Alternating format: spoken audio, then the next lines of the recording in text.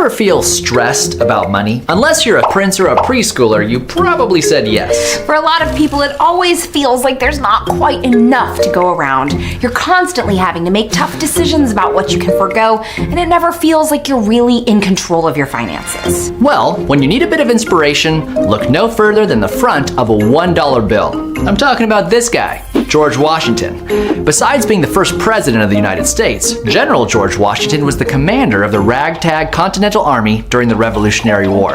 He must have felt like he never had enough soldiers to go around, but by making a plan, he was able to lead that army to victory over the greatest fighting force in the world.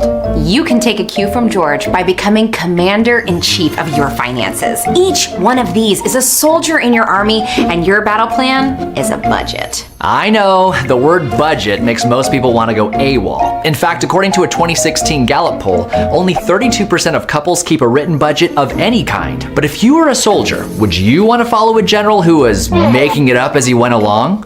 A lot of people tend to think of budgeting as prediction, estimating what you'll make in future months and how you'll want to spend it. But the most effective budgets work exclusively with present dollars. After all, you can't give orders to soldiers that don't exist. So the size of your army is only how much money you currently have in your bank accounts.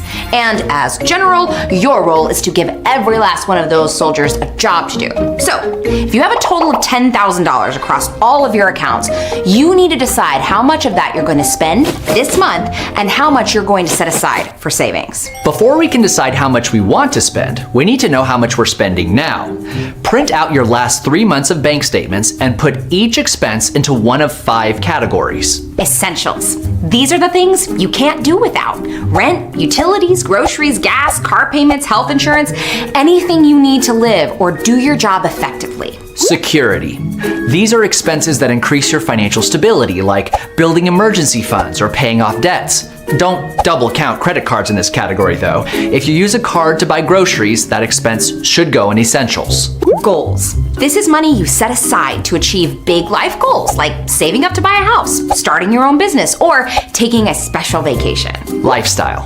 These are expenses that help you navigate your social world. Personal grooming and apparel, gifts for friends and family, gym memberships, even pet needs can go in here. Discretionary. This category is all about treating yourself.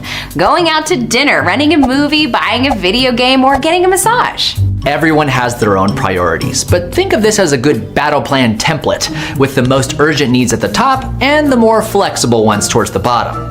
Now that you know how much you generally spend on these categories, you can start assigning your soldiers to next month's duties. Unless you're living paycheck to paycheck, you probably have some money left over. But don't let those soldiers just sit around. Decide what you're saving them for. Is it an emergency fund or a Hawaiian vacation? Savings that have explicit purposes are a lot harder to steal from. Congratulations, you've made your first month's budget. Now how do you make it stick? Number 1, write it down. You can use a spreadsheet, an app, or good old pencil and paper.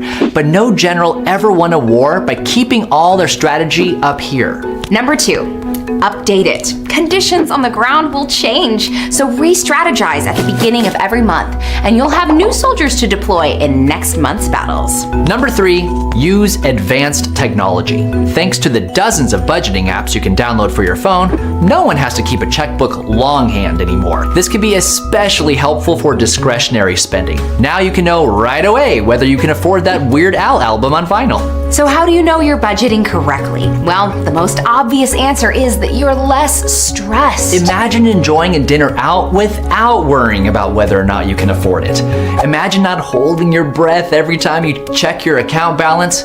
You'd be amazed how much you can improve your mood just by introducing more clarity and control into your finances. Like a lot of good financial habits, the point of budgeting isn't to have more money. It's to be happier with the money you have.